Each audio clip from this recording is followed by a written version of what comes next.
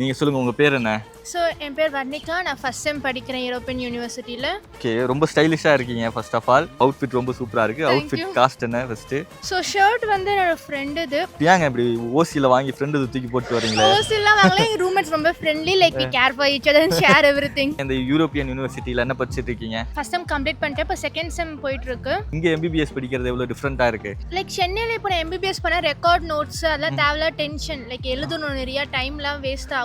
But இங்கே writing works எதுவுமே இல்லை, ஃபுல்லாகவே கம்ப்யூட்டரைஸ் பிடிஎஃப் பிபிடிஸும் ப்ரொவைட் பண்ணுறாங்க. ஸோ ரொம்பவே ஈஸியாக இருக்குது எங்களுக்கு படிக்க. ஓகே, அதுமாதிரி ரிசல்ட்டுக்குலாம் அங்கே ரொம்ப நேரம் வெயிட் பண்ண வேணாம், ஆன் ஸ்பாட்லேயே ரிசல்ட் வந்து கிடச்சிரும், டென்ஷன் தேவையில்லை. லைக் உங்களுக்குன்னு ஒரு ட்ரீம் இருக்கும்ல, ஏன்னா நம்ம வீட்டில் அம்மா அப்பா இவ்வளோ கஷ்டப்பட்டு நம்மளை இவ்வளோ தூரம் அமைச்சிருக்காங்க, அவங்களுக்கு திரும்ப ரிட்டர்ன் ஏதாவது பண்ணணும் அப்படின்னு சொல்லி. என் ஃபேமிலியில் நான் தான் ஃபர்ஸ்ட் டாக்டர், ரொம்பவே நான் ப்ரௌடாக ஃபீல் பண்ணுறேன். அப்பா தான் ஒரே இன்கம் வீட்டில், அம்மா வந்து ஹவுஸ் ஒய்ஃப் தான். ஸோ அப்பா மேலே தான் எல்லா ப்ரெஷரும் இருக்குது. இப்போ நான் படிச்சு முடிச்சேன், ப்ரெஷர் எல்லாமே நான் குறைக்கலாம். ப்ளஸ் எனக்கு தங்கச்சி இருக்கா, அவள் இப்போ செகண்ட் ஸ்டாண்டர்ட் படிக்கிறா. அவளோட அந்த காலேஜ் ஃபீஸ் அப்புறம் ஸ்கூல் ஃபீஸ்லாம் நானே பார்த்துக்கலான்னு இருக்கேன். அப்புறம் அம்மாவுக்கும் நிறையா பண்ணணும், லைக் கோல்ட் செயின் வாங்குறது. அப்பா லோன் வாங்கி தான் இங்கே அனுப்பியிருக்காரு, அதெல்லாம் செட்டில் பண்ணணும். நிறையா இருக்கு உண்மையே சொல்லணும்னா. என் மேலே தான் லைக் நிறைய ரெஸ்பான்சிபிலிட்டிஸ் இருக்குது வீட்டில் முதல் பொண்ணுனால.